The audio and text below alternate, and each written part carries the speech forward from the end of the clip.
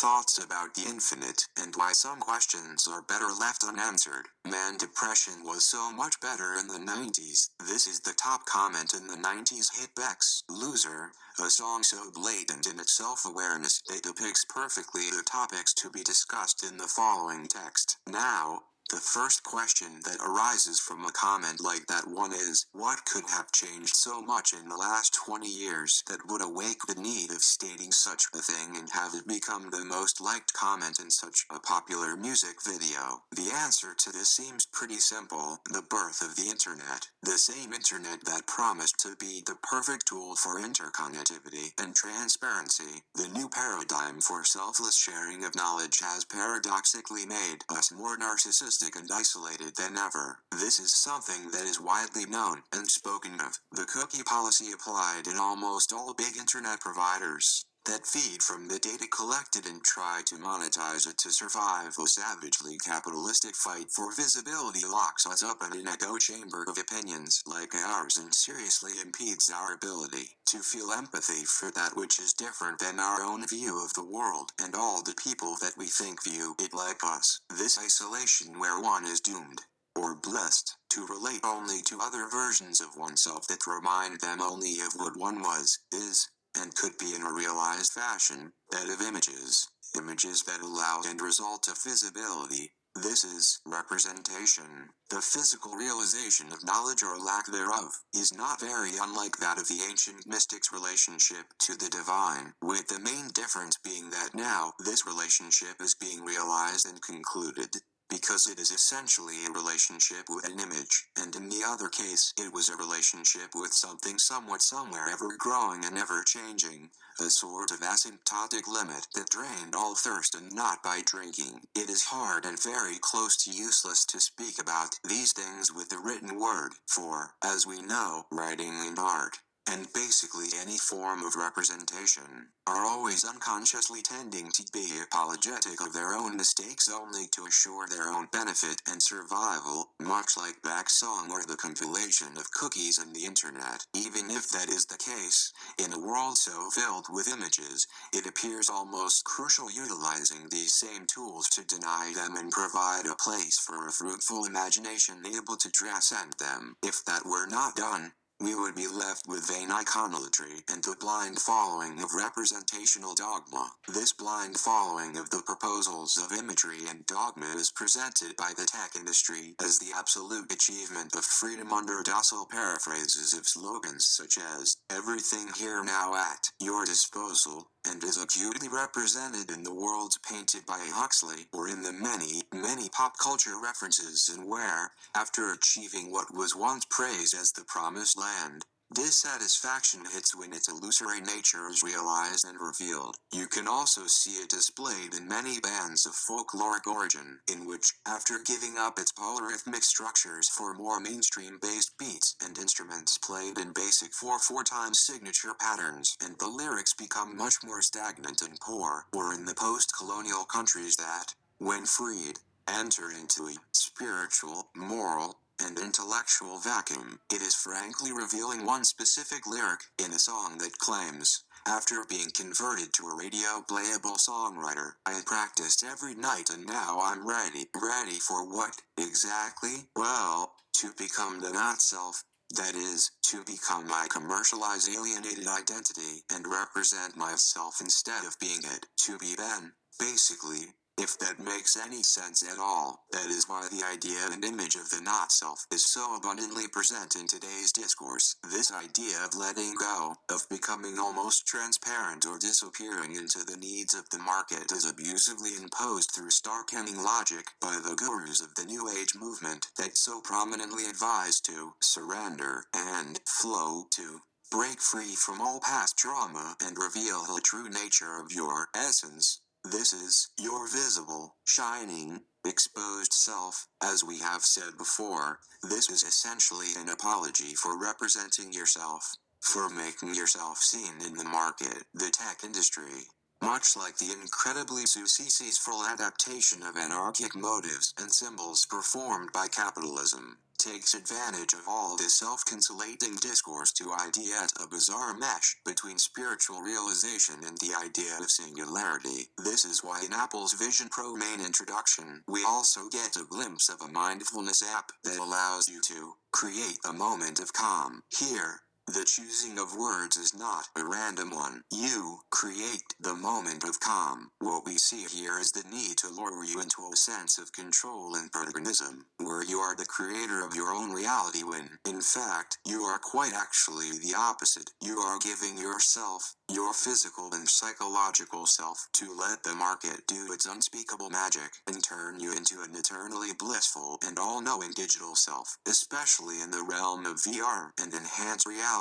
The lines between subject and object are very easily blurred and hardly definable, to say the least. This is why we see some gurus, in a world so prone to idolatry and image worship, being so painfully cautious in the choosing of their words when it comes to transcendence and spiritual realization, and constantly remind the listener of their obvious human nature. In times such as this, it seems almost mandatory to cultivate one's own imagination and the magical qualities of the secret. For this purpose, the text will try to visualize as few references that might support its propositions as possible. We have heard some say that the biggest treasures are always hidden. This is also why the text will function only in a very chaotic fashion, finding coherence in the unbearably and seemingly infinite number of ramifications that stem from all the sentences disposed in it.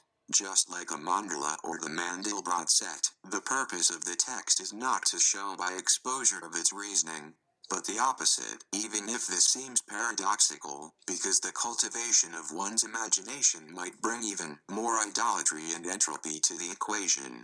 Which is, in the other hand, why spirituality and religion have seen such a growth in popularity in the recent years, providing to an obsessively overexposed world a haven for safety and understanding, in which you can speak about the things that really matter, heal your deep pains, or all of the other things. Our secret world, the unconscious, is apparently so fond of, or so they say, but if we do not do that, the alternative is way worse, mindless accepting of that which the world throws on us.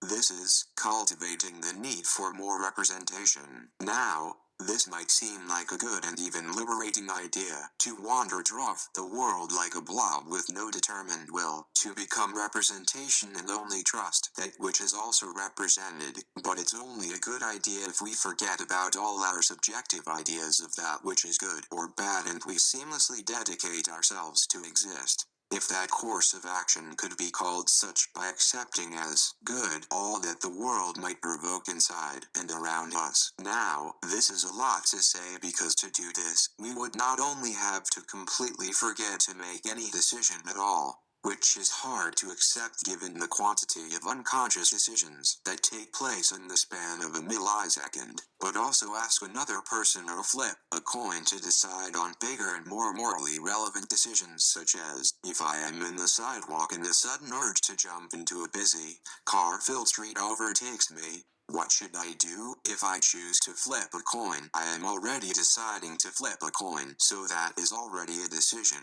And if I don't, I'm also making a decision. If I don't flip a coin and I choose to jump, I am also making a decision. And if I don't jump, the same happens. Whatever I choose, even if apparently I am deceiving myself and telling myself I am not choosing, the reality is that I am choosing something. If I am choosing something, then, can I really say I have gotten rid of all subjectivity and released myself forever of all chains? If I am choosing something, then, can I say I am not representing or being misled by representation in any way? And if I cannot say that, can I call myself a free person? Can I call myself whole? This seemingly stupid and absurd thoughts bring one to a conclusion, and one conclusion only. Freedom cannot be found in representation. Freedom cannot be found through language. Freedom might only be the limited conception of the maximum of possibilities one's mind is able of conceiving,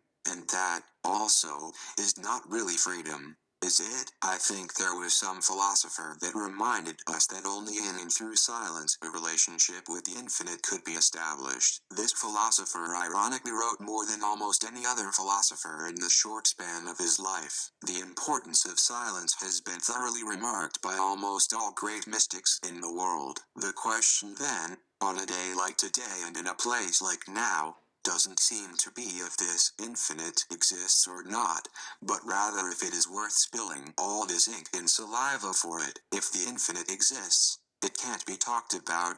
If it doesn't matter what one talks or writes about, or, basically, what one represents, or if one does represent anything at all. The infinite might be an indefinite number of representations, or the complete lack of them. When something is represented, it becomes double. When something becomes double, then it can become triple or whatever. When something can be counted, is it really infinite? And if there is no representation, then it is unknowable.